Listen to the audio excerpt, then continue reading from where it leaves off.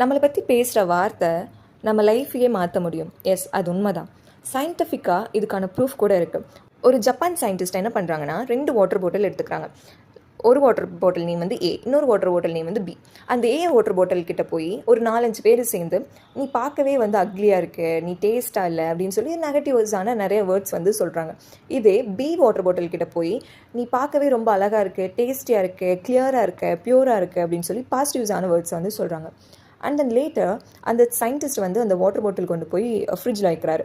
அதுக்கப்புறம் கொஞ்ச நாள் கழித்து அந்த வாட்டர் பாட்டில் எடுத்து டெஸ்ட் பண்ணுறாங்க. அந்த ஏ வாட்டர் பாட்டில் எப்படி இருக்குன்னா, ஃபுல்லாக வந்து பாக்டீரியாஸ் நிறைஞ்சு பார்க்கவே நல்லா இல்லாமல் அப்படி இருக்குது.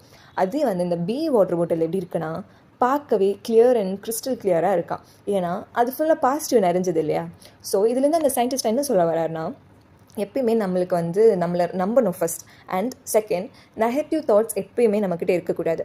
அண்ட் தேர்ட், நம்மளை நம்புறமோ இல்லையோ, மற்றவங்க வந்து நம்மளை நெகட்டிவாக பேசவே விட்டுறக்கூடாது. அதாவது நீ உன்னால் இது முடியாது, எப்படி உன்னால் இது முடியும் அப்படின்னு ஃபஸ்ட்டு மற்றவங்களை நம்மளை வந்து நெகட்டிவாக பேச விடாதீங்க.